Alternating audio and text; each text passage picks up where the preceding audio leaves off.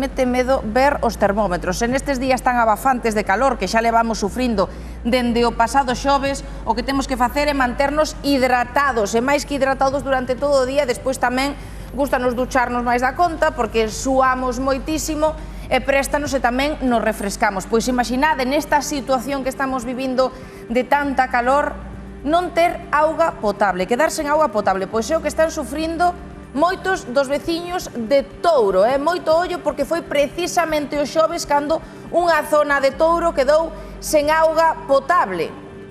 Bueno, unha zona de Touro quedou sen auga potable o xoves, estiveron sufrindo todos estes días e recuperaron a onte, pero é que xusto onte quedou sen auga potable outra zona de Touro. Por exemplo, María Victoria, que ten ali unha casa de comidas, di que isto está sendo un auténtico caos, que, por exemplo, no seu establecemento os baños xa non funcionan, imaginádevos, e por riba ela ten que cociñar con garrafas de auga, di que non dá collido garrafas abasto.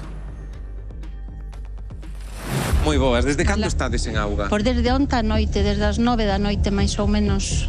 E como están sendo estas horas, e máis dedicándovos á hostalería? Fatal. Eu estou con unhas garrafas grandes de 5 litros e así os cafés, porque os facemos de pota, e ímonos salvando, pero ímoslle dar xusto a xente que temos todos os días fija. Lavamos moitísimas veces as maus, os cuchillos, todo, e bueno, pois vas e non tes agua.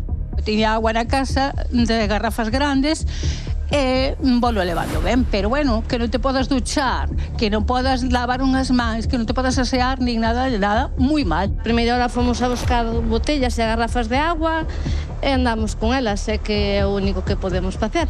Estamos na residencia de maiores de Touro, que tamén vive as consecuencias de non ter auga. Moi boas, Mari Carmen, dende cando levades en auga? Pois desde ayer ás 8:30 da tarde. Suerte que temos que nosa agua que beben os usuarios, pois é agua que se compran. Fomos abastecendo pois desa agua que tiñamos aí.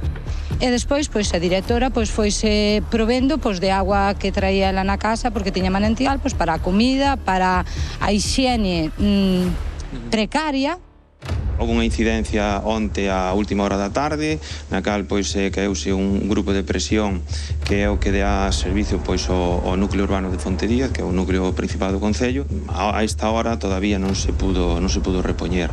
E de feito agora o que estamos facendo é trasladando auga en bruto desde o punto de captación directamente á planta. A mí me parece ben que hai que aforrar, porque evidentemente a agua é un don necesario, pero os demais que non tiñamos agua pa o imprescindible, me parece moi mal. Como se prevén as seguintes horas? Pois mal, porque isto xa ven de atrás, porque xa outras parroquias do mesmo concello pois votaron desde o xoves sin agua. Nos contamos máis ou menos que estaremos como 2 días ou así. Parece ser, polo que di a xente, que é un problema dunha bomba, outros din que hai moitas, non se sabe, non nos deron unha resposta. Algún consello que se lle quera dar á veciñanza de Touro e demais? Primeiro, pedirlle disculpas e, bueno, tratar de aforrar consumos, cinguirse no posible aos usos que están regulados. E, bueno, que a empresa e o Concello, pois, bueno, estamos detrás traballando para repoñelo canto antes. Empezamos agora a finales de xuño sin agua, pois cando veña o tempo da seca, moi mal. Claro, que sai un fin... Non saile nada xa, era un mínimo fin que podía quedar. Seguir esperando e sobrevivindo como se pode. Como se pode.